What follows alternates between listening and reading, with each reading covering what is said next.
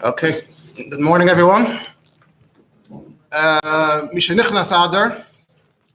So I would like to focus on an Indian relating to Adar, to Purim. So this year we're going to discuss a somewhat unusual lashon that we find in Shulchan Aruch and Hilchos Purim. In one of the halachas of Hilchos Purim, the Mechaber says that we have to make a macha. The Mechaber says, Yesh limchais. We have to be out there protesting the following practice. And that's not a very common lashon in Shulchan Aruch, especially just to start a sifla off like that. Yesh limchais. So we're going to explore this halacha and see how and whether it's Megillah Lamaisa today. So the makar, before I we'll get to the halacha in due time, but the makar for this is in the Shuvas of the Rivash. The Rivash is one of the Gedolei Paiskim among the Rishonim, among the relatively later Rishonim. The Rivash is Rabbi Yitzchak Bar Sheshes. Apparently his last name is something like Perfet. He lived from around 1326 to 1408, so throughout the 1300s mainly. He was a Talmud of the Ran in Barcelona and of others. After a while in Barcelona, he ended up accepting the Rabbanus in the city of Saragosa. Now, Barcelona and Saragosa are not particularly far apart from each other, but Barcelona is apparently the capital city of Catalonia. Catalonia, back in the time of the Rishonim, sometimes these were different countries. Even today, I guess there are different regions in Spain. So Barcelona is the main city in Catalonia, and Saragosa is the main city in Aragon. So to really understand and appreciate the difference, you'd have to be bucky in the history of Spain and understand how that fits into the different Jewish communities there. But overall, it seems that even though they're not that far apart, but culturally, including Jewishly, they were possibly on different pages. So he arrived in Saragosa and things were different. After 4 years in Saragosa, it didn't work out so well. He ended up in a different city. And then after that, he ended up in Valencia, which is another city. And ultimately, in the year Kuf Nun Aleph, 1391, when you had the Xeris against the Yidden in Spain, 100 years before the Gedish, which I believe I mentioned in another share, Tashbeit, I believe.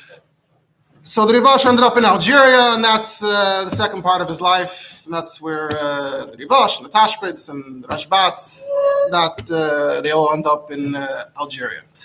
But this takes place, as I began mentioning, this takes place right when he moves to Saragosa. In fact, it seems to be immediately, as he says. So you look in Shalos Shuvas Rivash, Siman Shin Peches, and he introduces it. He says, Ksav Shalachti Larav Rabbeinu Nisim Takef Boyi Sarkasta. This is a Ksav I sent to Iran, which was his Rabbi, his Rav Muvik, immediately when I arrived in Sarkasta. Now, why is he calling Saragosa Sarkasta? So just a little historical footnote. Spain was around before the Romans showed up, and the city had a name. It's on the shore. It was a port city. It was important. That's Barcelona. Saragosa. But Saragosa was also still around. It was around already in the time before the Romans. When the Romans came, they renamed it after their Caesar. They called it Caesar Augusta. And then you had the Arabs that ended up there, and pronouncing Caesar Augusta was a bit too difficult. So they called it Saracosta. That's where you're seeing how the Rishonim are calling it Sarkasta. That's the Arabic name. And then over time, that evolved into Saragosa. Anyway, when did this happen? What date is this? So we don't have any dates in these shuvas. But based on these and other shuvas, those who are experts on the Rivash are Meshayar that it was around 1372 or 1373. And he must have gotten the job right before Purim. As he says, I arrived and I sent this ksav to Iran right away. Al Inyan, the matter was reading the Megillah Belaz. Reading the Megillah in Spanish. The Megillah Haksuva Belaz, from a Megillah written in Spanish. But the person who's laning, he actually knows Hebrew on himself. He's laning for others who might not understand Hebrew. So this is essentially this is obviously a halachic discussion, but there's also a historic subplot, as it were, because this is interesting. There's already Spanish translations of Tanakh or parts of Tanakh in the 1300s. That itself is interesting. So we'll get to that aspect as well. So that was one thing, and then the second thing was about certain announcements they used to make. And the third thing was a particular incident involving a get that he was concerned about. These are the three things that he immediately reached out to the Ran about. So now the letter begins. So he starts off with very nice lashonis and militzis about how, the Ran, your neshama is like alive inside of us, etc., etc. How I miss you. And then he goes off in that direction of how painful it is that he doesn't get to see him anymore because he spent all this time with him until now, and now they're apart. And all the cover that I get in this place, so he's still positive about, even later in the tshuva, he's positive about the cover he's getting, he's just frustrated about specific things. But all the cover that I get here, hakol ka'ayin negdi, compared to how I felt when I was in your presence, I would much prefer that. But what else can I say? I hope to see you again, to see you tmunas kveidecha b'haketz, to see you again awake in real life. But b'nsayim, zois nechamasi ba'ani, what comforts me that I know you're okay, I know you're fine. And he gives his Rebbe a bracha, nice l'shayna. So he starts off and he says, Elecha Rabbeinu, I'm going to tell you the fight I'm involved in right now. And you should tell me who's right. I came here, overall, the Rivash said, I got a fair, people, the welcoming, the reception was nice. Paru PM l'malkish, so like opening up their mouth to receive the rain of what I have to say. Ba'ava, b'simcha, b'tuv levav. So we start off on the right foot. Kakot and Kagadol, they're all interested in the Gedarim and the Siyagim that I'm here to introduce. I started noticing a trend. Reisi, that the Reiv min Hagehem Lakula, wherever there's something that's maybe up to a minute, where you can do it this way or that way, somehow they always end up leaning on the side of Kula. Sometimes they have who to rely on. And he mentions in passing, so for those familiar with Hilchos Shabbos, so it comes to Shehiyah. So it's Machlekes Chananya and Chachamim about a Meichel that's already partially cooked, a Meichel ben Drusai. And there's a big discussion from the time of the Goyim ad etzem hayom hazeh as to who exactly we're actually paskening like. And there's also a link between Shehiyah and Hatmana, whether it is the same thing, whether it's not the same thing. So Akopanim, compared to where he came from, when he came here, they were being makel, unlike where he came from. But he also admits, he also concedes that this has some basis, it's not completely baseless. But then there's other things. Tzas Dvarim, that there's a much weaker foundation. And this is the main thing that sparked, this is right now before Purim, they tell me that it's already 30 years, that they have the practice here, that they lane the Megillah for the women in Laz, which he always says Laz, of course he means Spanish. They lane it for the women, and it's already written. There is a written translation of the Megillah in Spanish, which they use. And I told them that this is wrong, this is incorrect, because the person laning knows Ashuris. He knows both Hebrew and Spanish, and the halacha is that he's not yaitza for himself. If he knows Hebrew, he can't be yaitza in reading the Megillah for himself in Spanish. So Mamela, if you're not being yaitza yourself, how can you be yaitza others? If it's something that you wouldn't be yaitza with, like a chedesh, you can't hear the Megillah, even if he's normal in every other respect. You can't be mashmiya la'oznav, but he's waiting for other people. So you have this concept that you have to be begeder, that this could be yaitza you. If it couldn't be yaitza you, and you can't be yaitza others, and people who speak Hebrew can't be yaitza from Spanish. Where does this idea come from? Kisvaras haRamban zal. So let's look in the Ramban, Chedushei haRamban, and Megillah we have, as we shall see, we have Chedushei haRamban, Chedushei haRash, but we have a lot of these Rishonim Megillah. So it's a Mishnah Megillah and Perek Beis, Mishnah Aleph. It says that if you read the Megillah in Targum, which is Aramaic, or B'chol Lashon, any language, lo yatza, you're not yaitza the Megillah. That's what it says. But then the Mishnah continues and says, however, avol kayin oisla lo yazois belaz, for people who speak other languages, you could lane it in another language. But conversely, someone who speaks another language, but he hears it in Ashuris, he hears it in Hebrew, he's also yaitza. You don't have to lane it for him in his language. So that's the Mishnah. And there's a little Gemara on it, but the Ramban says, he quotes a Rashi. Now, we don't have this Rashi in our Rashi Megillah. It's not so uncommon that Rashi went through some evolution, some copying and pasting. We don't always have exactly what the Rishonim have. But they quote, all these Rishonim are going to quote this Rashi, that what is Loyazin? She'yoydin loshen acher she'eni loshen HaKodesh. That's how they quote Rashi. That a Loyaz is someone who also implies he also knows other languages. Rashi didn't say that he only knows another language. It sounds like he also knows other languages. And the Ramban says, they're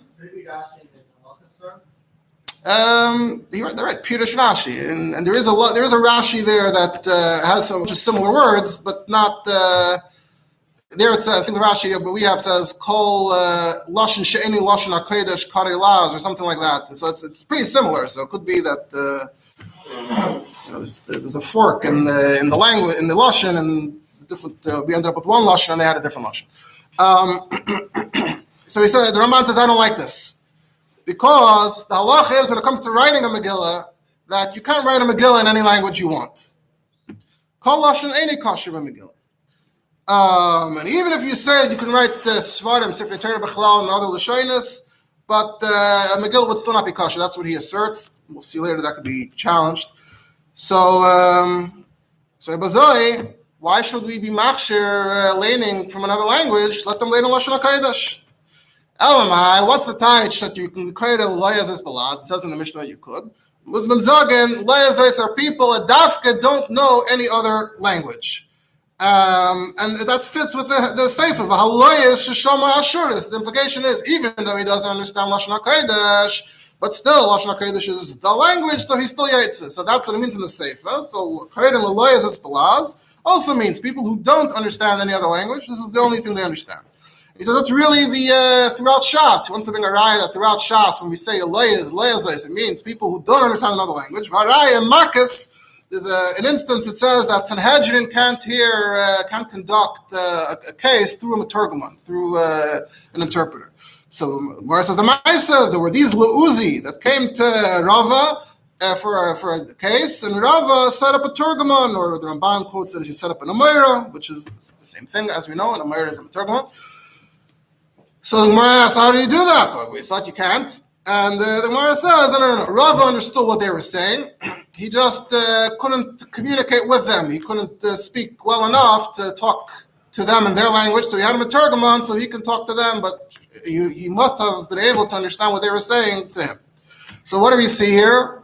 That they're Hani Leuzi. These are people that don't speak the same language. If they did, then they would just speak in a language he understood. Obviously, they only spoke the other language. So that's the idea that Ramban says. And because they don't understand Hebrew, so even though we said in the end that even if you don't understand Hebrew you can always be Eitzah with, but because they don't understand Hebrew, so Bekaishi Hitiru, they just barely remater to read to them in the language they understand, because there is the mitzvah of Kriya and Pisuminisa, and it makes more sense if you can to read it in a language that they comprehend. So that's why we remater that just barely, just for that. And also so that what if this guy's alone? What if a guy who doesn't read Hebrew only reads another language is alone? How is he going to be mitzi himself? The only way he can be mitzi himself is if you allow him to read it in a language he understands. However, according to Ramban, if you understand Ashur, you understand Hebrew, then you're always only going to be Yetza in a Hebrew dafka. Now, there's a brayso, an interesting brayso in the Gemara, which mentions a bunch of languages. The brayso says, Giptis legiptim, Ivris leivrim, Elamis leelamim, Yavanis leavanim yatza. First of all, what's Giptis and Ivris and Elamis? So Giptis is like the word Egyptian. Today they're called Coptic. If you have heard of the Coptic Christians in Egypt, it's all the same word, it's all the same Shadish. So that's the language the Gemara is referring to, Giptis, or the Braisa. Now the question is, what is Ivris le'ivrim? That's a bit confusing, because Ivris usually almost always means Lashon HaKodesh, but here clearly it doesn't.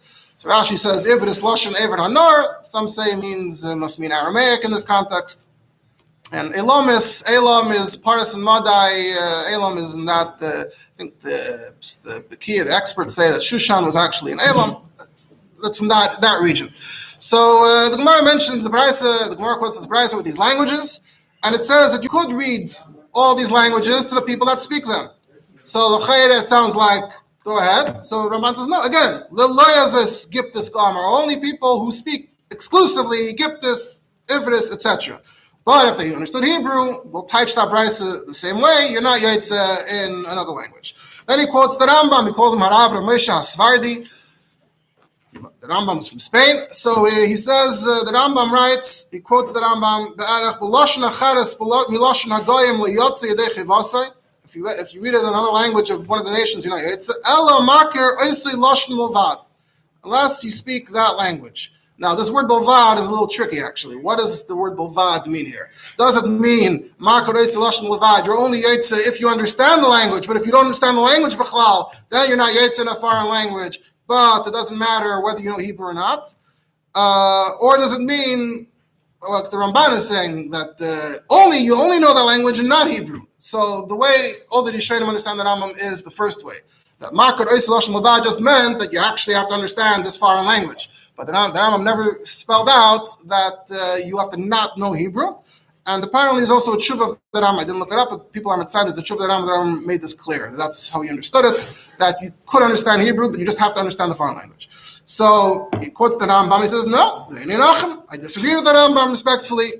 You have to not understand Hebrew, and you can't just call any Yid in Chutz La'aretz who knows the local language. You can't call him Le'ezais. That's not what we're talking about.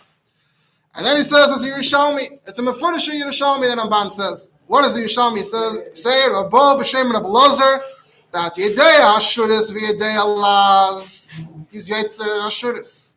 Belaz is Yetzer Laz. Yedei Ashuris v'Yedei Alaz. Mao she Yetzi is Echerim Belaz. The Mamish sounds like this question. If you know both, can you be Yetzi others with Laz?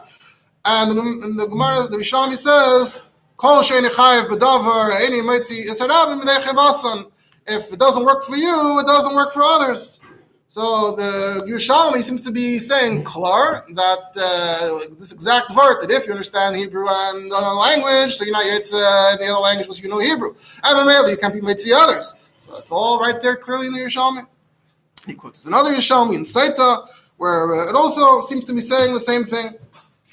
And the Ramban concludes, V'yesh miktzas mekaymes b'sfarad toyin b'zeh. There are some places in Spain that make this mistake.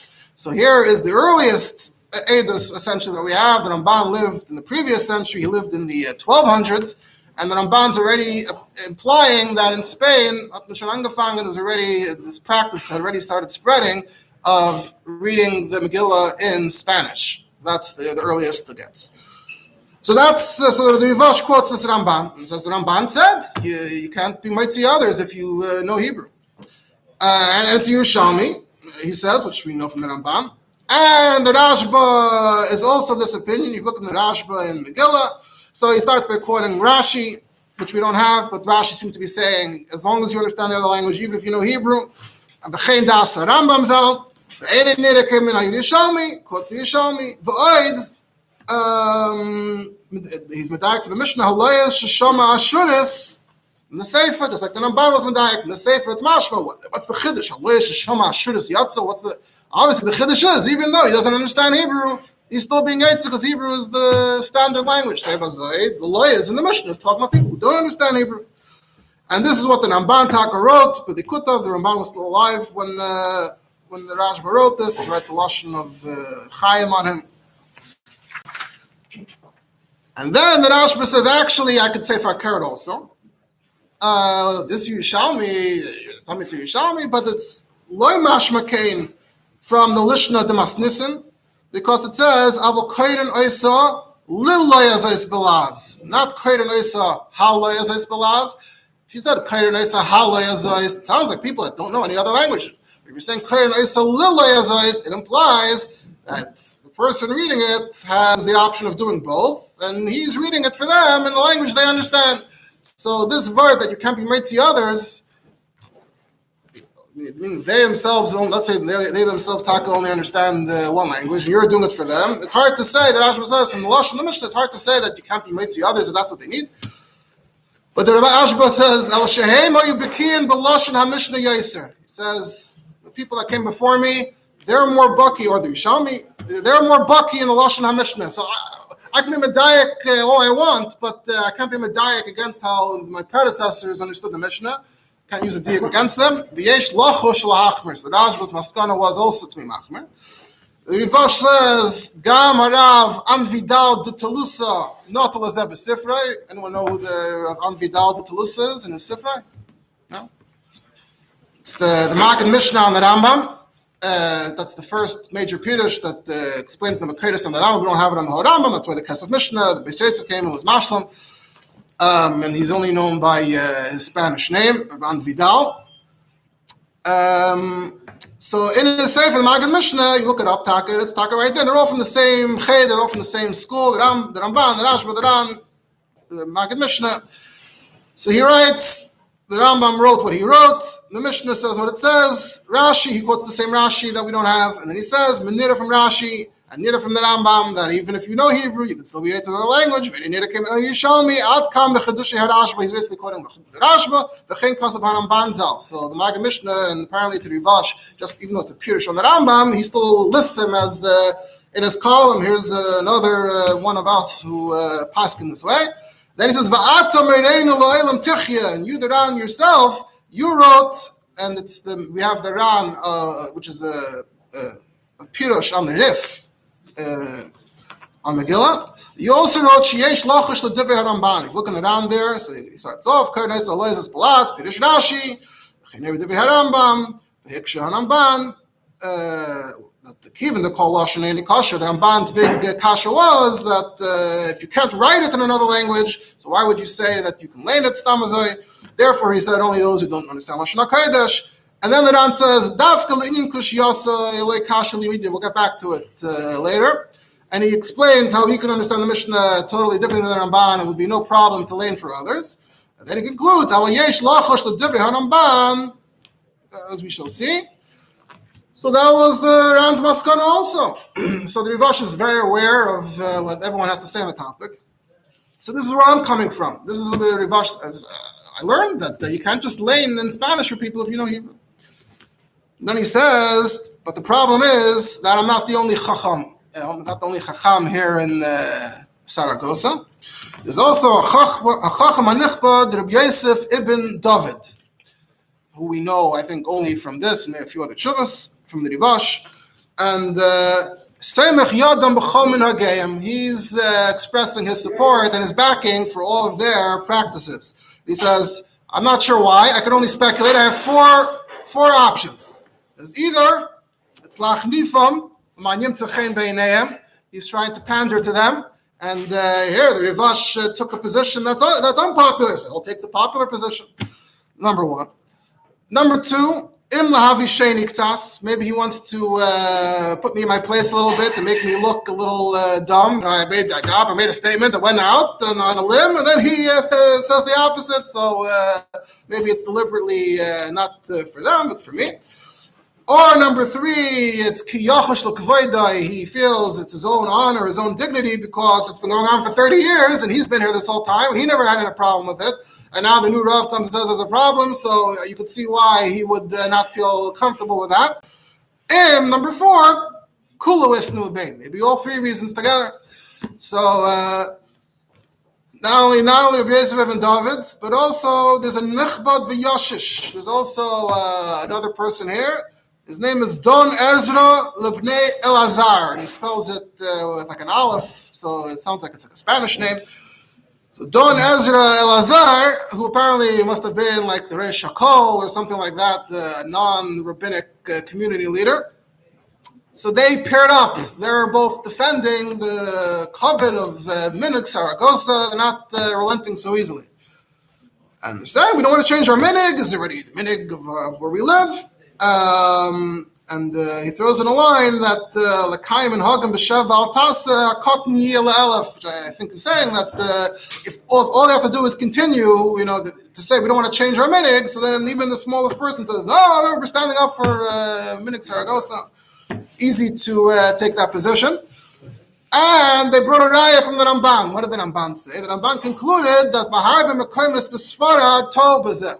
They said, the Ramban himself attested that this is a widespread minig in Spain. The Ramban said, Harbi Mekaymes b'Sfarad. So this is not just minig Saragosa, this is minig Sfarad. The Ramban said so. do it in so many places. Why should we drop our minhag? The Ramban said that all those people doing it are doing a mistake. Nemalei adrabah. Well, tell them thank you for your testimony that it's our minhag, and adrabah to you, we don't accept your disagreement. So they even managed to recruit the Ramban to their cause. So that's his first argument. Are we all beholden to this shita of the Ramban, which the Rashba expressed some hesitancy, the Ran, but ultimately they all got behind the Ramban and accepted his shita. So what should we do here? Now he comes up with the second taina. Even the shita some. He says, I told them, even kedivrechem, but still the minute where you're doing it now is betos, is wrong. And here's where it gets somewhat interesting in terms of what he's about to quote. He says, you have the pasuk, the words, the Gemara talks about this. You're going to get to that. You have these mysterious words. The Megillah has a lot of interesting words from different languages, but then you have the top of the off is the hashtranim b'nei haramachim. What are they? So he says, I looked in your translation in Saragosa, and here he actually quotes, and I saw someone else said this is the only quote in Rishonim actually quoting from these types of translations directly. It says, Los potros fijos de las yeguas. It's written in Hebrew. I took some time to break my head to figure it out, but later the Ran gives some clues as to what it's trying to say, and we'll see more about that. So potros in Spanish till today means a foal. A foal is a young horse.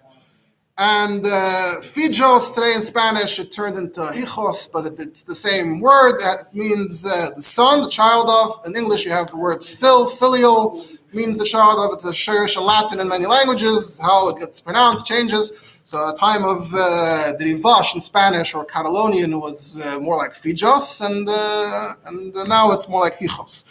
And yeguas are mares, are a female horse. So Los Potros Fijos de las Yeguas means the young horses, the sons of the female horses, which is interesting. Why would you say that? Meaning Ashtronim is young horses and Bnei Ramachim is sons of the female of the mares. So he says that's how you read it. He says V'chein Kasav Megillah, which I assume means in the Spanish Megillah. He says, Uman Salak Le'elo, who went upstairs and came back and told you that that's the Taich of Achashtronim B'nei Ramachim? And in fact, Chazal say in this Sugya and Megillah, do we know what Achashtronim B'nei Ramachim means? We don't know. And the Gemara brings that as a raya to say that we're able to read in Hebrew, even though we ourselves don't understand. Even if we know Hebrew very well, we don't understand what Achashtronim B'nei Ramachim are yet. We're still Yetzah. So that's the reason for the last din in the Mishnah that you can read Ashuris to Elias, who clearly doesn't understand.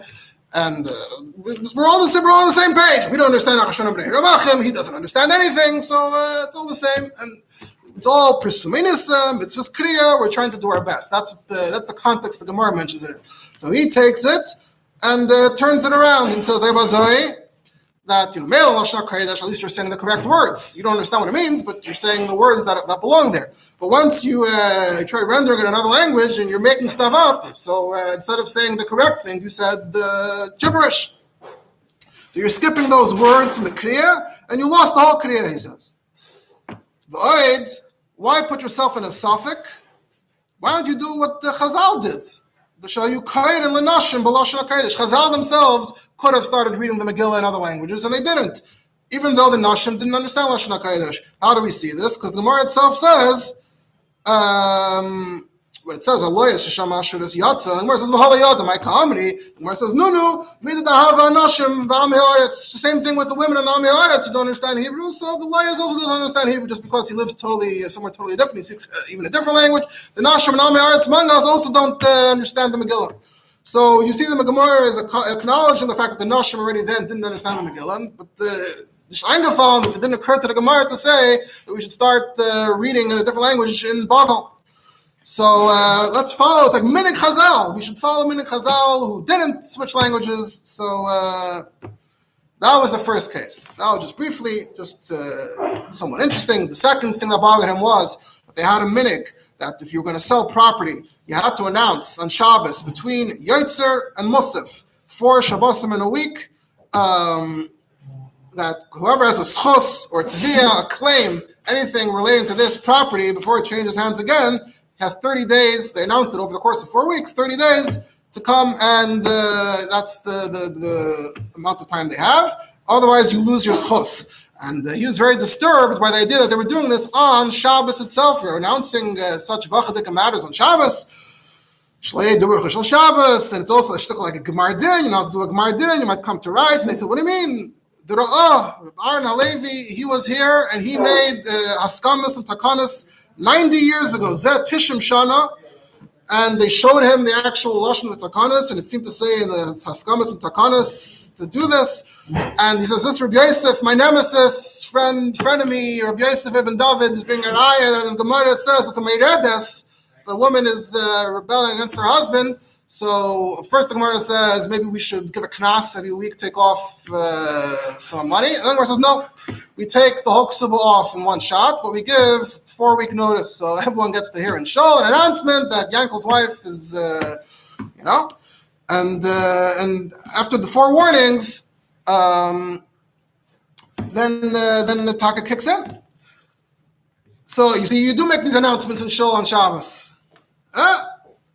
There it's shalom bias, he says. Shalom bias is different. And he says, I did some research. I heard that in Hueska, right, Uska, which is Hueska, they do it Matzah Shabbos on a Monday and Thursday. But in Tudela, they talk to do it on Shabbos. And I'm not sure, I'm confused. The Ra'ah himself seems to be on the record approving this, but I really can't countenance it, I can't stomach it. So let me know, who's right, what should we do? And the third one was that a woman made a shliach lekabbalah for a get, to receive the get in her stead from her arusa, from someone she was engaged to, but apparently they're still doing eris in Spain at the time. So she mamash needed a get. So she sent a shliach lekabbalah to get a get in Valencia, from Saragosa to Valencia. And he didn't bring back a get. He brought back a Maisa Beistin, that they ripped the get, because that's a whole topic in its own right. The Gemara says they used to tear the get because of Gzeiris. And then for some reason, the minig in Europe was to still tear up the get. And one of the Makaidas says, the Talmud of the Shemas Hadeshin says that he said that it's like one of those things that we keep doing, even though the context is fully no longer here, but we're still tearing up the get. So they tore up the get and they wrote a Maisa Beistin that we did it, it's all good, it's all fine, and she can get married. But the Rivash didn't like the Shtar Maisa Beistin, things the way it was written. He wasn't sure these people are quite up to snuff with this whole Gittin V'Kiddushin thing. He didn't have a clear eye, but just things about also the Lashon there. He says you could hide shit and that they did it wrong. So maybe we can investigate in Valencia, and this basin should be made in front of another basin, that they did it right, or do another chveis. So I'm chayshish about this. These are the 3 things. He says, but the Chacham HaNisker, my nemesis, he's mekel harbe b'har ha'esav la'atzmai ula'acherim. He's very lenient for himself and for others. So, but in kol zeh ani mechabda u'menaseh l'chachmasai l'ziknasai nichnas rishon v'yetzai. I still give him tremendous respect due to his knowledge and his age. So apparently he was a Talmud Chacham. He goes in and out first. I let him, he's doch the Vasik. So I'm waiting for your response. And the Rivash says to the Ram. And then he signs off and he says, I send regards to your children, Don Chisdai and Don Reuven, the Ran's children. And again, some brachas for the Ran himself. Timlech v'tinase b'yakarcha b'hadar goyin uzecha kisi Hashem l'malach v'kol Yisrael teishav ayom l'fnei elikim. Anihu, he signs Yitzchak b'Reb Sheshes. Okay, so that was the question on the problem. So now we move on to the Shuv of the Ran, which is printed the Hemshech there in Shuvas Rivash. And the Shals of Shuvas of the Ran himself, there's some editions where it was printed and some that it wasn't. But it's taken from the Shut Rivash. The Rivash had this correspondence. So the Ran, just briefly, is Rabbeinu Nissim ben Reb Ruvain Girondi. He lived around the same time as the Rivash, a little bit earlier, from 1315 to 1376. Of course, we know he's one of the great Rishonim, Pirush on the Rif, Pirush on the Gemara. He was born in Gironia, which is why he's known as Girondi. He spent his adult life in Barcelona, which is where the Rivash learned from him. At some point, he was almost like the Ramban and the Rashba in their time. He was like the Gadol of Spain. So two tshuvas later in the Rivash, House of Tshuvas Rivash Simon Shin Tzadik, it says Tshuvas Harav Reb Nissim on the three questions. He starts off also with Lashonis. You're Bilasis Mishmeres LaMishmeres. You're trying to do your job as a Rav very well. So number one, you told me, and he summarizes the whole question about the Megillah. He restates it back to him in short. Ad kan dvarecha. So he says, I have to say, what you're saying is very correct. Ein lahaisif, ein legraya. Great, perfect, well said. And here comes a vart from the Ran that became very, very famous, and it's quoted in countless tshuvas about many, many topics under the sun. You could make a shiur just out of all those interesting controversies, Mistama. He says, Afilu be'iskei ha'olam, when it comes to business, kol maskil boichel enafshay haderech hayeser betuach v'hameshumar mikol nezek u'michshel. If you're trying to do things right, so anyone who's intelligent, kol maskil at least, chooses the path of the most certainty and has the most protection from things that can go wrong. Even a more unlikely possibility you want to avoid, you want to cover your bases and assure yourself that you're not at risk. That we should do this, but you have to do Torah mitzvahs in the best way possible. So this is always great whenever people are doing things and they say, look, we always did it this way, blah, blah, blah. You can always say, the Ran said, you always have to choose haderech hayeser betuach v'hameshomer. And he says, in another line, he says, if our predecessors, our Rebbes, went down a certain path, and we know that's a good path, how can we abandon that path and place ourselves b'makim tsar, b'mishal akramim, shalei medech klal, and squeeze ourselves into a very uncomfortable path without anything even pushing us, pressuring us? So that's another line, another argument. He says, if it was a davar if this was very urgent, meaning for some reason he felt that Klal Yisrael would dafka gain, it would be a net benefit from being matter this, I would be quiet. But that's not how they're looking at it. They're not seeing this as a psamayla. They see it just as a chesaron, so you might as well drop the chesaron and go back and do things better. He says, la'niach hasavadai, which is for sure Lashon HaKodesh is good. And to take a suffix, which is maybe other languages is okay, is not acceptable b'shum panim for such a chashuv kohol like this, like Saragosa. And even the divrei hamatirin, you're right. Even if you say that it's not a problem, it's shittus, but you made the point about the hashtranim b'nei ramachim. You're getting the words wrong. He says, I want to tell you that I actually put some effort into this. I didn't just reflexively agree with you. I put some thought into maybe defending the minig in Saragosa, and I failed. On the second thing, the achashtranim. This is interesting what he said. It's getting into what does achashtranim b'nei ramachim mean. So he says, Chazal say, do we know? So I thought maybe they didn't mean to say Talmud didn't know what means. Maybe they meant the point still stands that you're asking about why we can read Ashuris to the Layas, to the Nashim, to the Amiaretz.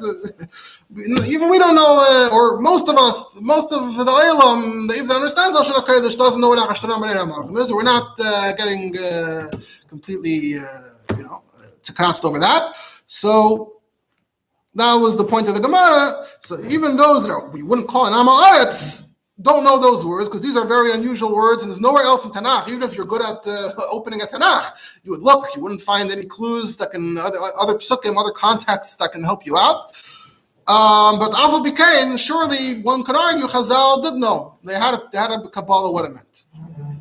So I said, Bazoi, maybe the Spanish translation in Saragosa is preserving some ancient Jewish tradition about what the real taich of Achashtaron and Bnei They didn't discount it right away, the Ran says. So I'm not going to just you can't just cancel the minute. Maybe if I can't, you come up, you're throwing a reason at them. You didn't research. You got to research it first. So I started looking in the Mefarshim. I started looking what does Achashtaron and Bnei mean.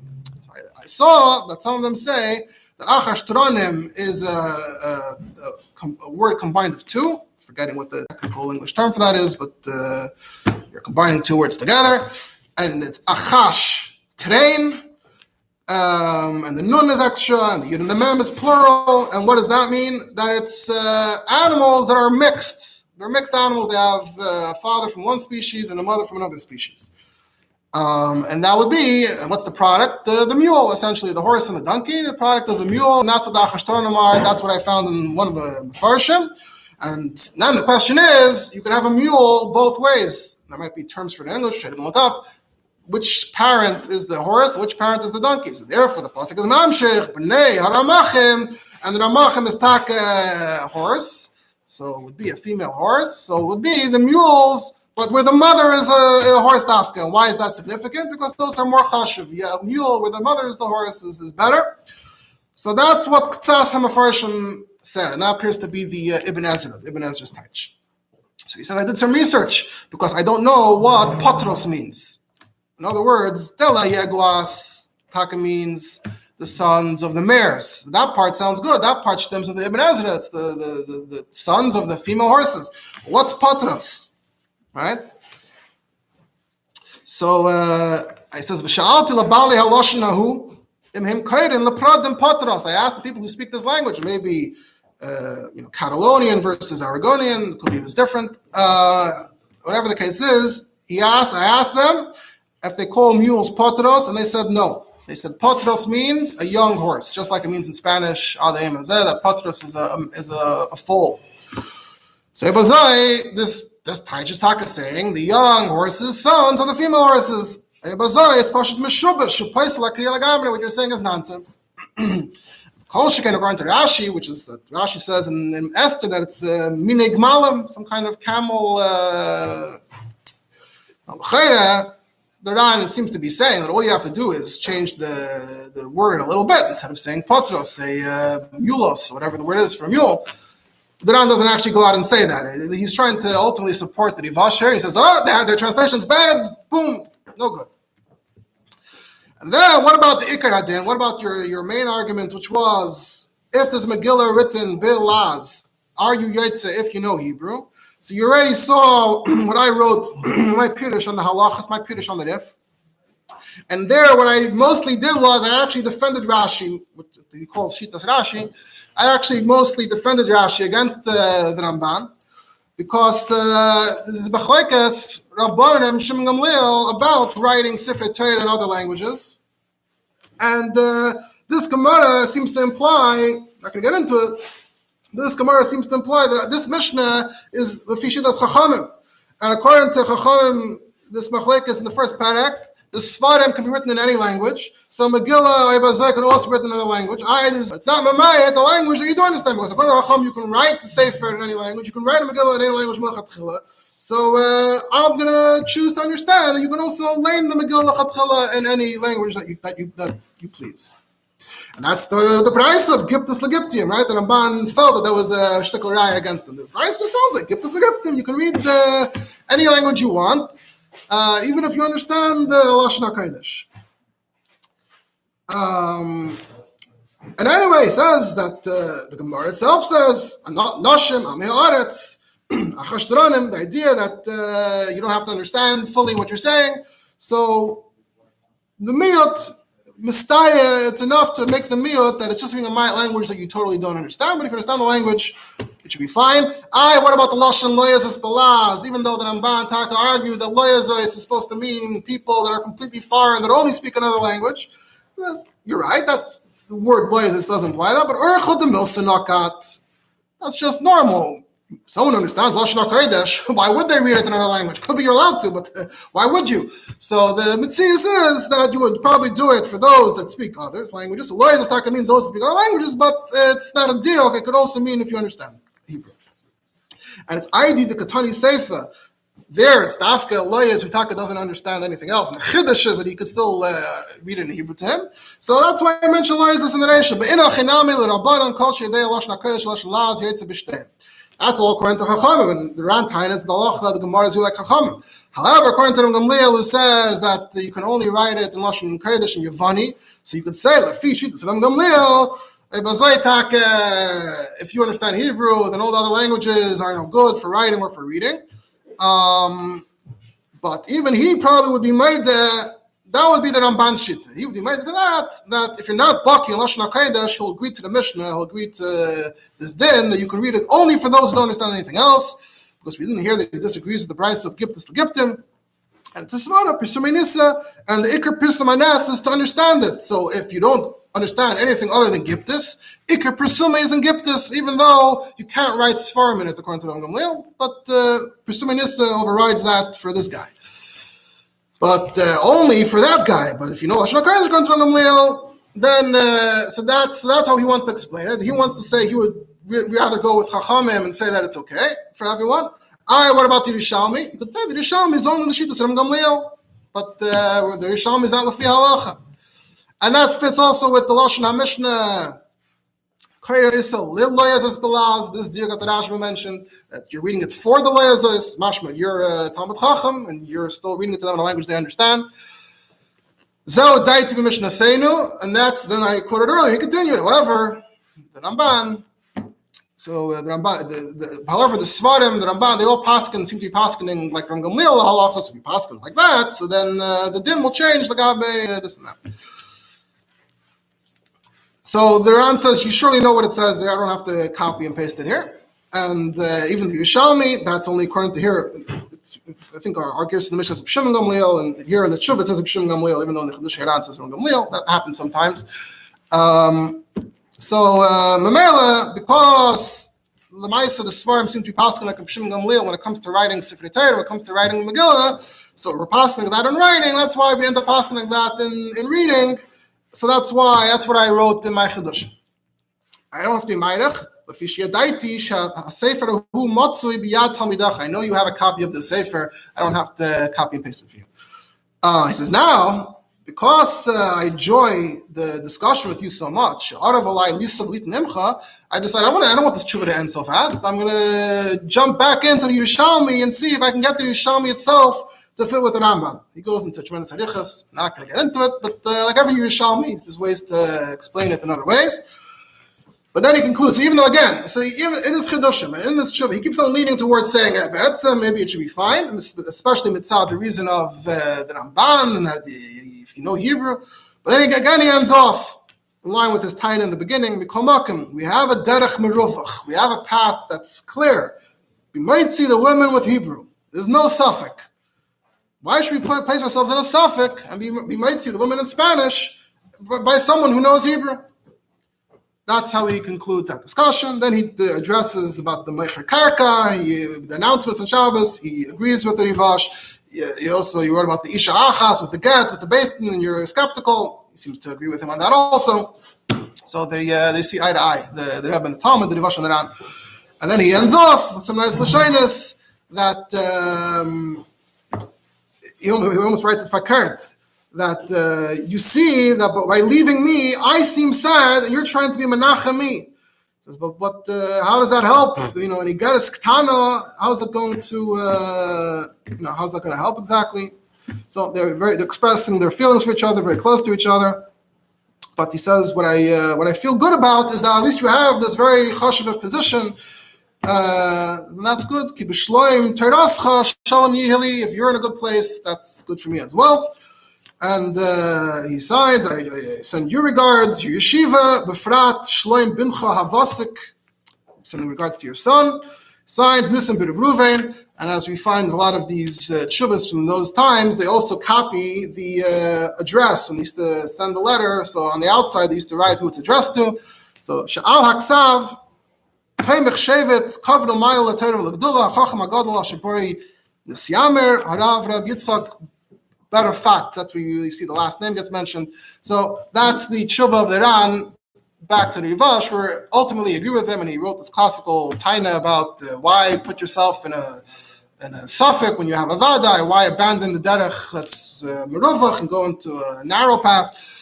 And he agreed with him that this particular Spanish translation is terrible. What happened Lamaisa in Saragosa? we don't seem to know. And some of the Chaykinim guessed or assumed that the Rivash won, and some assumed the opposite, and you can assume whatever you want. Now, when it comes to this translation, so like I said, it took me, put in effort to try to decipher it until I did. Once I deciphered it, I found that there has been other things written on this translation, and I found a very, very interesting article that talks about this translation specifically in the context of early translations of Tanakh into Spanish. This is an article by someone by the name of Dov or Bernard Septimus.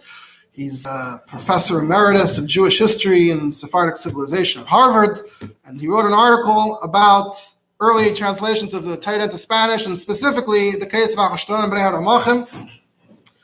And he says that there are more than you'd realize. There are more translations of the Torah into Spanish from this period. There's a famous one he mentioned, which is the Biblia de Alba. You can look it up. The Alba Bible is an illuminated manuscript translation of just the Tanakh from the year 1430, so over 50 years before the Girush, translated from Hebrew into Castilian, and it was translated by a Rav by the name of Moshe Aragel on behalf of Don Luis de Guzman, who was an important figure. He tried to bring. It sounds like the Don Luis was trying to bring Jews and non-Jews together. It should be friendly, so they made this project of translating the whole Torah into Spanish from a Yid. I believe they say it also has like artists mefarshim on it. Very interesting. There are other translations as well. And he says lately, in the last while, they've been publishing these manuscripts. There also are very early translations that were printed. Before maybe you would have realized that these things are being printed. So he says, the main thing he discusses here is this, tshuva. So you have this Rivash and the Ran, and you have this pasuk, and Achashtoron Bnei Haramachim, of course, is the big mystery, and the Rivash quotes, the Ran quotes, Los Patros Fijos de las Yeguas. He's misakim the discussion. And what did the Ran say? The Ran ultimately said that the translation he would have accepted would have been the mules, the sons of the female horses. He says, where does this come from? He says, the Ran mentions, not by name, but he mentions Ibn Ezra. So that traces back to Reb Saadia Gaon. Reb Saadia Gaon has his own translation of Tanakh into Arabic, and that's how Reb Saadia Gaon translates Achashtoron Bnei Haramachim, and Ibn Ezra and the Radak agreed with that. So you see that in the Bnei Haramachim here. Bnei Haramachim is translated as Delas Yeguas, so that's female, that's a mare. But what's up with the Patros, right? That was the problem. He says the Ran either didn't understand the word or whatever. He asked people about it. And that was the end of that. And he said it's wrong, and that's the last, we only know from Spain, those are the only two trips we know about this. He says, however, he says, there's more. We have more information now. We can actually check more sources. We have two medieval translations that were printed recently. They're both called the Escorial manuscript, number 3, number 4. And in those Spanish manuscripts, they translate it, Los Mulos Fijos de las Yeguas. So they seem to be accepting the Ran's Taina. And they said, fine, okay, we'll translate it correctly. You have a problem now. So they translated it to Mulos. And that fits with the Saadia Gaon, and that fits with Ibn Ezra. So it's very interesting that you find that. What about Moshe Argil in the Alba Bible? So he actually does something else. He skips the words Achashtoron and Bnei Haramachim. He translates just Rech v'Harechesh. He translates into Spanish as meaning horseman. So Rech v'Harechesh is horseman, and he just skips the rest. And that seems to be like a nod to the Gemara. The Gemara says we don't know what it means. Fine, so Moshe doesn't translate it. Now there's an interesting. I came across this myself, and he quotes it. You have Reb Shlomo Alkavetz, famous from Chadedi, but should be famous for other things as well. So he has a Pirush on Megillah Esther. So what does he say? He says Rashi wrote Mine Gemal. Others said it's mules.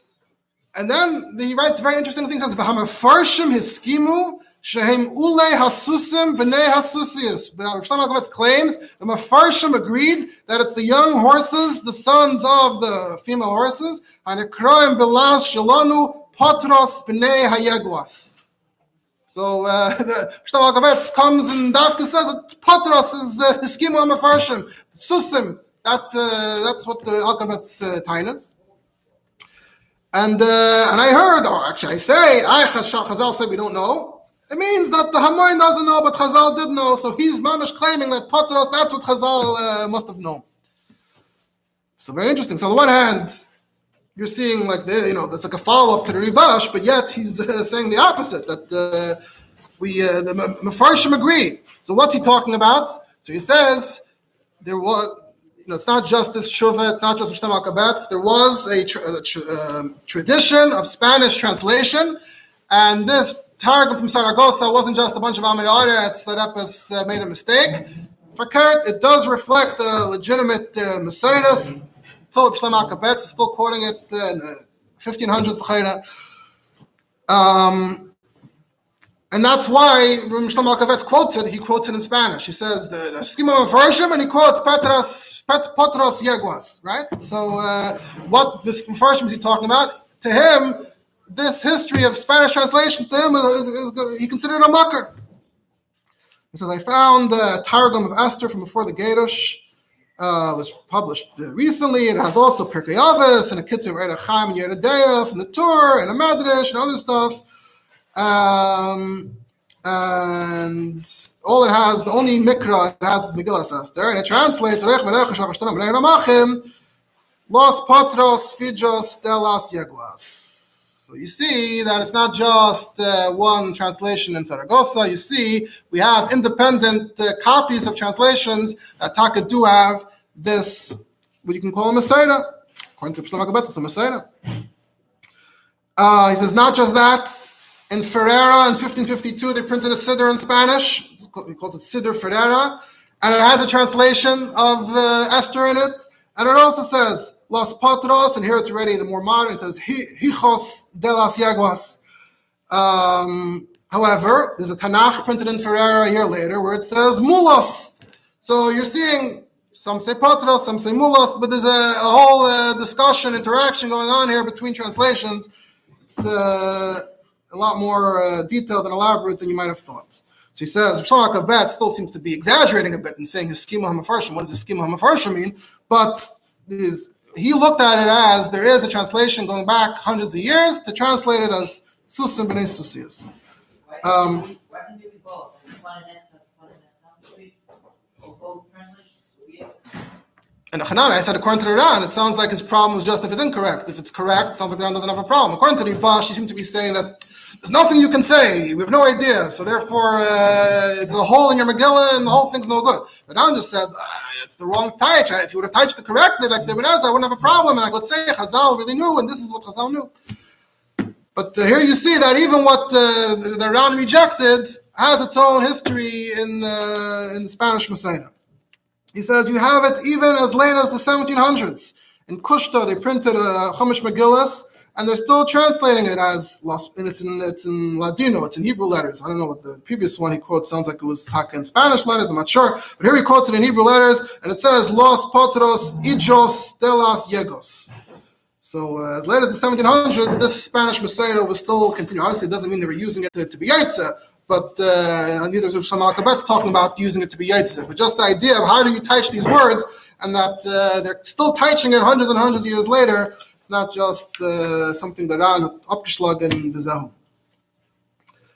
And then he goes in to try to explain where, so obviously to translate it as mulos, that's Psaj Yagoin. And I know Ibn Ezra, they also clearly that it's a mule. It says, where does the idea, what's Taka the Makar to say that Achashtranim could mean a young horse? So he says, there is a Makar. There is actually a very early Spanish Makar. One of the big Medaktikim, very early, the 1000s, was Rabbi Yoina ibn Janach. And Rabbi Yoina ibn Janach says, he says, Reich v'harechesh, and Rechesh and Achashtranim are supposed to be the same thing, right? Reich v'harechesh, so he says, Rechesh are hasusim hatoivim shaloi avru aleim shanim rabis. If we're in Arabic, this is Ibn Tiv's translation, but Ibn Janach wrote that it's the young horses that haven't lived very long. And he's teaching Rachash that. So in Rachash and Rachash Taranim are the same thing. So how would you say that in Spanish? Patras. So if the Ran is saying we need to have some makar, there is a makar. And he says clearly, Ibn Janach says, what is, if I know what Rachash is, what's Rachash Taranim? And he gives the possibility. So first he quotes the guy who's says that it's mules, but he says, Ein Rachik, Shereitzim Boy, HaRachash Atzmoi. It's not so weit to say, and not so far off to say, that it's just another word for Rachash. Reich ve'Rachash, Rachash Taranim, it's one thing. Otherwise you have to say it's two things. What's the Rachash and Rachash Taranim? So Bazoi, you have, if Yoyin Ibn Janach said clear that it's the young Susim, and then you have this translation, and it's not just one, it's going over the course of generations, and Al Shlomakabet says the schema Farshim. So Zastach, that it's actually a lot more Muvusas, has a much greater basis than you might have expected. Yeah. So that's he mentions that in one translation, in one of these manuscripts, it mentions elephants. That Rachash is elephants and Rachash Taranim is mules. How do elephants land in here? He says it's a mistake in the Arabic. Rachash in the Arabic is al-khil, and the chaf can easily turn into a fey. So al-fil, and then someone translated it into Spanish. In Spanish, it was also al-fil, which is an elephant pill. It's all the same shadish. So sometimes you have funny mistakes, but that's obviously not what we're talking about in these shuvas. So now moving on to Torah and Shulchan Aruch. So I start off by saying that there's a mecha in Shulchan Aruch. So you look in Torah, the Torah just mentions about nikras b'chol lashon, as long as you understand. The Beis Yosef quotes the Mishnah, he quotes the Gemara, and the idea that if you understand it, you're Yitzhak, but it has to be written in the same language. He quotes the Rambam, gets into a different aspect of the Rambam's lashon, a different prat, and he says, Rivash, he quotes the Rivash, he actually quotes the Spanish from the, he uses Makata very much, but he quotes actually that lashon, that En Yadua, meaning right now he's not even quoting the Ramban issue. He just jumps straight to the Rivash saying that we have a problem with laws because we don't, the hashta, and yet in the Chavas and Megillah some lashon laws. I feel the car the lawyers and making lashon because the Gemara says we don't know. And Af Bishon lawyers and was patros and Yodua she's a lash shel teves halalu because if Chachach Talmud don't know, how should we know? That's how he paraphrases the Rivash. And the Beis Yosef responds to that and he says, if you're asking me, I don't see why that's a problem. You know what we should do? Read the whole thing in Spanish, Lamer Zagan. And that was, anyway, the language of the Yidden once the Sephardim moved out of Spain. So Ladino spread in all those areas, Turkey, the Yidden were speaking that. So no problem, you can read this language. And when you get to those words, just say it in Hebrew. Say the horsemen, just say the Hebrew words. The person doesn't understand what those Hebrew words mean. No, I mean, that's the halach is. You can understand the Megillah, you can be Yitzhak in the Megillah. If you don't understand it, so look for those words. You're reading it in two different languages. Where does it say you can't read the Megillah in two different languages? It doesn't say that. So you can read the Megillah in two different languages and say the words and everything's fine. What about, how should you write it? Because you're supposed to be reading the Spanish or whatever from something written in that language. So what are you going to do? She says, even if it says it, or whatever, even if it says it in Spanish, not a problem, because we know Megillah is kosher anyway if you skip some words. You can be created part of it, balpeh, not a problem. Then, after I wrote this, I saw the tshuva of the Ran to the Rivash. Not sure, it'd be interesting to know why Beis Yosef had an interruption between seeing the two. Maybe the tshuvas of Rivash weren't printed yet. He says, then I saw the tshuvas of the Ran, and he wrote that Ein Safek Yalazahu Meshubash Paisala Kriya Lagame. All the Ran said was, what? You have the wrong translation? Puzzle. And the Ran didn't mention that there's anything you could do about it. I said there's something you could do. The Ran didn't mention it. And also for the reason I'm about to mention, he also said you should be meicha to not read it belas. So v'chein roi lasas, the Beis Yosef said. Even though, like I say, you read the Ran, fakir, it sounds like the Ran doesn't have a problem if you said it b'chlal correctly in Spanish. But the Beis Yosef was medayek, he didn't give us an eitzah, so there's no eitzah. Then he quotes the Rav Magid, and that's where he gets into the whole first point about the Ramban and whether you're Yitzhak, if you know Hebrew yourself. And he quotes the Ran, that the Ran himself herich to really schlag up the Ramban, and then the Tshuvas Haran that the Rivash has, he actually went at length to explain the Yerushalmi according to the Ramban. We explained both sides really. But Afal Pikain, when it came to what the Rivash said, they're not Baki Nachashtronim, and even if they're Baki, it's still not right because of the Ramban. He wrote B'Lashon Hazeh, and now he quotes in the beginning of the Ran, and this famous Lashon, Komaskel, Bechel Nafshay, Derech Yisr Batuach, the Beis ends off on this note that with Achashtronim, there's Shitas and Ramban, and the way we always did things, and that itself is a powerful enough argument and a reason to not change things. So now we got the Shulchan Aruch. If you open the Shulchan Aruch, the way the Mechaber rendered that in Halacha was Sif Yud Aleph. Yesh limches b'yad arkadim l'noshim ha-Megillah b'loshen laz, af al pi sheksuva b'loshen belaz. That was how it's written in the Shulchan Aruch. Look in the Be'er HaGoyla, what's the marker? Shivas Rivash, Shivas Ran. Look in the Taz. It's interesting to see what each of the Neis HaKelim quotes. The Taz only quotes She'ein laniach haderech shedorchu b'ya v'sinu ha'kdoshim v'leilach b'derech tzar v'doichak b'hechsher. So that sounds like it's the Ramban issue. Why go? We had a path that's clear. Why go on the wrong path? Magen Avram says Yesh limches. He brings dafka the other reason. Mishum d'liyadi halaz shalach hashtronim. That's what the Magen Avram chooses to quote. And he asks the same question that Beis Yosef asked. Imtoymar. Just say that part in Hebrew. And he comes to the opposite conclusion of the Beis Yosef. Yesh loymar the aser lechatchila lekreis v'veiz l'shaynos. It's aser taka to switch languages in the middle. Where do we know that from? Apparently from this. Because where else?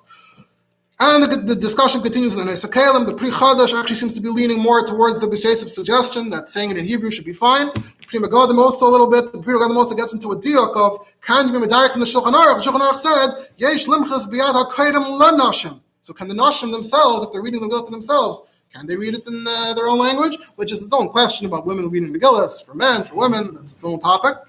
If you look in the Mishnah Berurah and the Aruch HaShulchan, they all have accepted the Mechaber's Psak and the reasons, and they're fully on board with all of that. So that's how it's being nifsek lahalacha, that you shouldn't do it. I did not find really that this topic came up much lahalacha, any particular instances where this came up in future generations. In the middle, in the interim, close to the time of the Beis Yosef, the taka was a similar question, which the Magen Avram is betzayin to. Shal Shuvas Mayim Amukim by Rabbi Leo Ibn Chaim. He's also known as the Ranach. Lived from 1530 to 1613 in Turkey. And he says another interesting minhag that they were trying to figure out. In the Turkish Empire, you had the Greek-speaking communities. And they some kahillas there, which is its own discussion, they had a suffix of their Mukaf Chaim and Meis Yeshua Benun, some ancient Greek or Turkish cities. So the minhag was that they takated Purim twice, on Yadal and on Tazvav Misafik, the Sefer Torah, Al Nisim. However, by the time the Ranach came around, the minhag turned into this. They didn't read the Megillah on the second day on Tazvav in Hebrew. They read it out of a special Greek text, a Greek. It's not really a translation. It's Bisaper Kol HaKasav Megillas Esther, but with Midrashim, and it's like a whole retelling, like they had a book, a Greek Purim storybook. And they read that on Tazvav. They did everything else. They did Kriyas HaTorah, but on Tazvav, instead of the Megillah, they read this. And the person asking was, what's that supposed to be? I mean, we're trying to maybe do a suffix here, so then how does that help? How did this minhag start? Because you can't be yaitz in the Megillah that way, can you? But they kind of, we come from Kehillas, of Chassidim, and Shemaisa. So he gets into the whole question of the suffix and that halacha, which we're not getting into at all. And then he says that this kriya, you can't be yaitza, because even if it was written Mila b'Mila, Kvartzavchu ala kamai, they already have been screaming about this long ago, that you're not yaitza if you know Hebrew, like the Ran said in his Pirush on the Rif and in the Tshuva to the Rivash. So Greek happens to have a special status in Chazal, right? Because even according to the Gamliel that said that you can't write foreign languages, it did say Greek, but Lamayas Galacha became undernomen that even Greek doesn't have a special status anymore. It's Nishtabish. Especially this Megillah, which is not even a translation. And he says, in fact, if you actually pay attention, it doesn't even have every word, not every pasuk, not every word. It was just a complete retelling of the story. If you retell the Purim story, you're not going to get every pasuk into your retelling. So there's chseidus, there's yiseidus.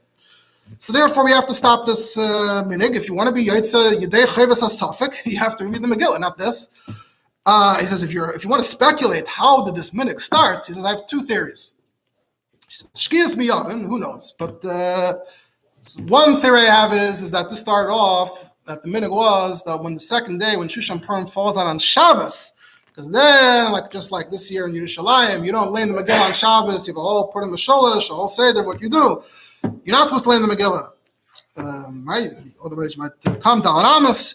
Instead, what do?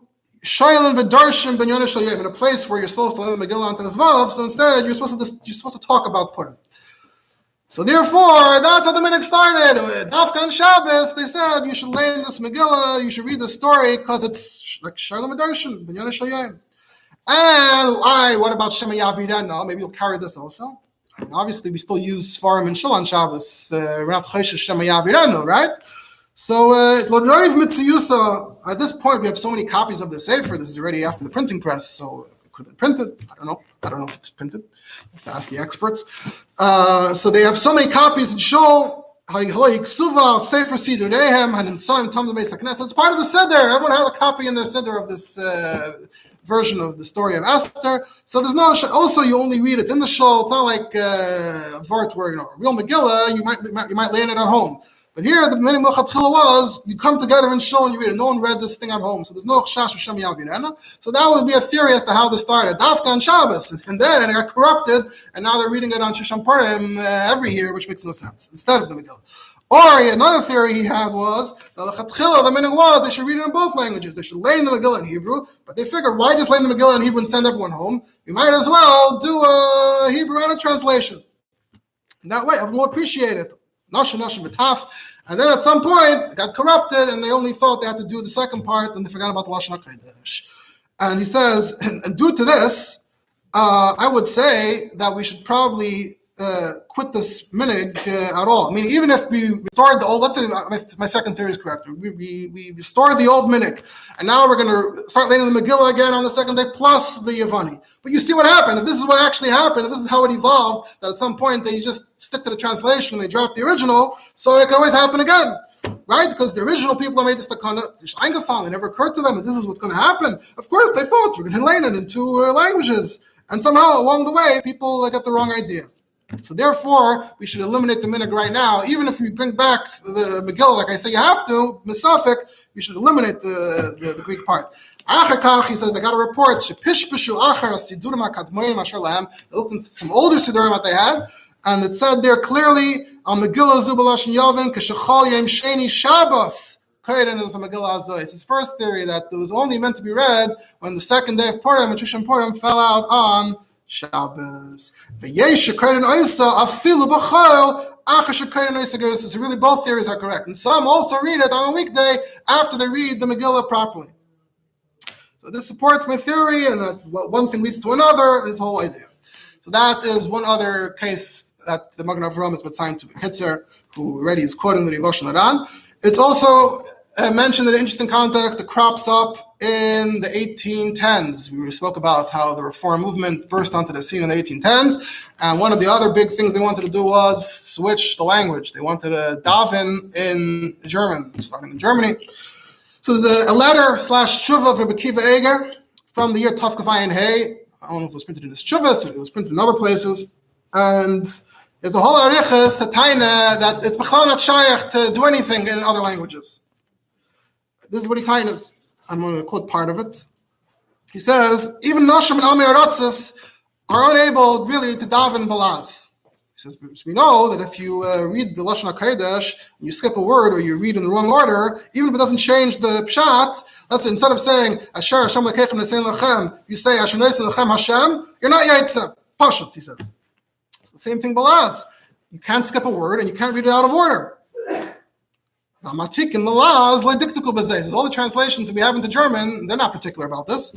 And he says, Kasher Reish Hamatikim, Reb Moshe Dessa. Who's Reb Moshe Dessa? Anyone know? Who's the Reish Hamatikim Reb Moshe Dessa? Moses Mendelssohn. Moses Mendelssohn's claim to fame or claim to infamy was that he translated Chumash into High German. Until then, you had Yiddish Teich, which was like a more colloquial, corrupted, spoken version of German. It was unique to the Yin. And Moses Mendelssohn translated it, I think, in Hebrew letters, but you have the Chumash, you have the translation into Higher German, and then a beer.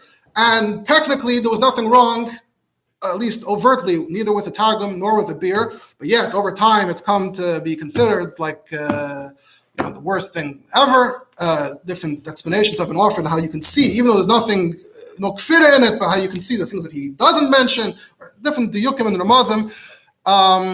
And also the Etzem Zach that he translated into High German was considered a pirtz at the time. It was like the Haskalah agenda of pushing Jews into higher society, higher education, which didn't end very well. So even though he technically was mostly saying he was from, and his shit is also a little interesting, but specifically the beer was a target in some places, later times, for its problems. But here, Akiva Eger is quoting him respectfully. He's just saying that I don't see how we can use this Targum in a halachic context. He says, you look in Moses Mendelssohn didn't translate the Siddur, he translated the Chumash, but we say Shema in davening, Shema is in the Chumash. So he says, you look in Shema Yisrael, and the Reish HaMatikim, Ramesh Dasa, translated Shema Yisrael, der ewiger unser Gott ist ein einig ewiges Wesen. So he says, if you look at it, he's switching around the words. Hashem Echad. In Hebrew, Hashem goes before Echad. Hashem is one.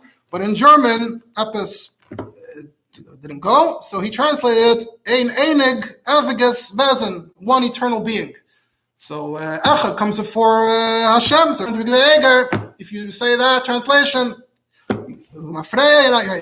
it's not just Rav Moshe. He says, Gama Ba'acharav, Ri Bril, Rabbi Yoel Bril, also from the same Chabura, the same gang of characters, but weiter, at that time in Germany, they were not considered necessarily out of the pale. They clearly were pushing the envelope. So Rabbi Yoel Bril continued Moses Mendelssohn's project with lots of translations into Higher German.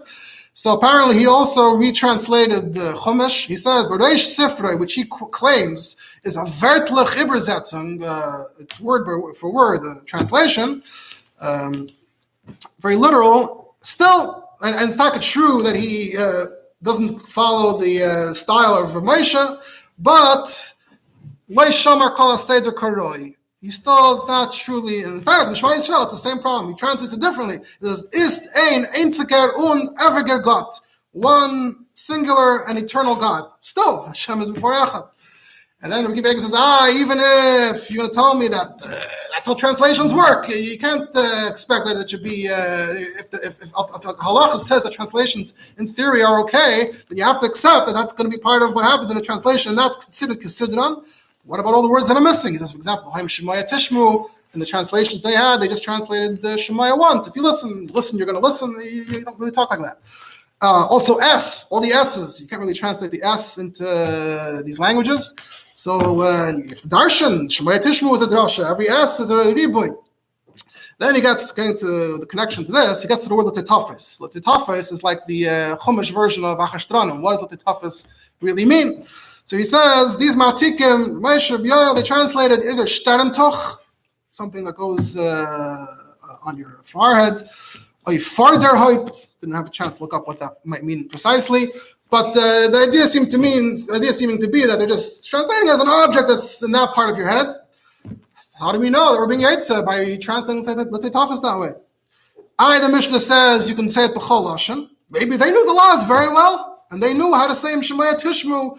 So you can't bring an ayah from Chazal. It's not, for all practical purposes, there's nothing to do with us because we don't know how to translate correctly. That and the Rivash said that we're missing those words, and he's tying in. What's Pshat? It says but it has to be correct. And l'chayra, he gets into this question of can you alternate between two languages? L'chayra, you should be able to alternate between two languages, and he quotes the Pri Chadash. Utaka says that.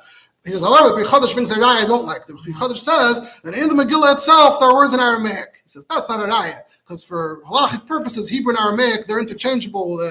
Hebrew texts have Aramaic texts have Hebrew. But from the Etzem Zach, this is right. It was Hagufa. If my argument is correct, so how did Chazal and Chazal said there's no translation of Achashtaronim. So what did Chazal think? The Mishnah says you can read it like this. Chazal said we don't know what Achashtaronim are. So Muslims sagen from Chazal itself, it's muchach that they must have read it all in whatever language it was, and then they got to Achashtaronim. They must have read it in Hebrew. What else can you do? So that would be a raya from Chazal themselves. So he implies that Rivash really is aware of that. He says, I saw the Beis Yosef who said, the way he quoted the Rivash was that now, Hashta, he says, I don't understand, Ma Hefresh Ben Zmanin Lizman Chachmei Hashas. If they didn't know, according to Rivash, they didn't know what it meant even then, which is what the Rivash clearly says, that according to Rivash, they never understood it. The Ram suggested maybe they did, and maybe one of the translations is correct. The Rivash said, we don't know. So from Chazal Gufa, there's a raya that you should be able to just say the Hebrew. Akopanim, he says it's butter, that tetafis is the exact same thing like a hashtronim, so you would have the same problem.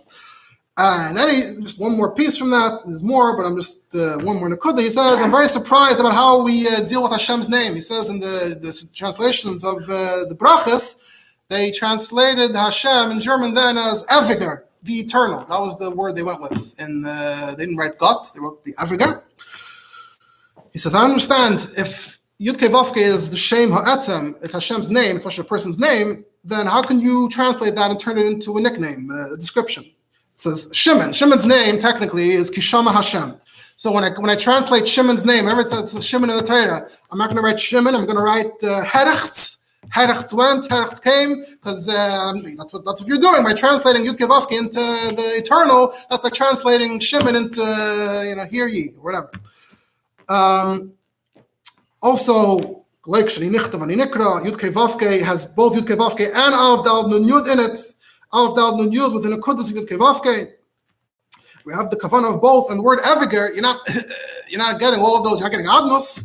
So it had all these tinies of Eviger, which that's the discussion itself about tefillah in other languages. It's the earlier Merkadis to talk about that it's a possibility.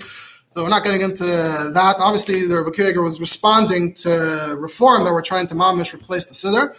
The Maisa, I think what's ungenommen is that someone who taka doesn't know how to read Hebrew, does daven from English. The translations we have today, I assume, try to deal with these problems, whatever they do. But the tzibur, I have not heard that any tzibur, even if they all don't understand the Lashon HaKodesh, we wouldn't go so far as to allow that.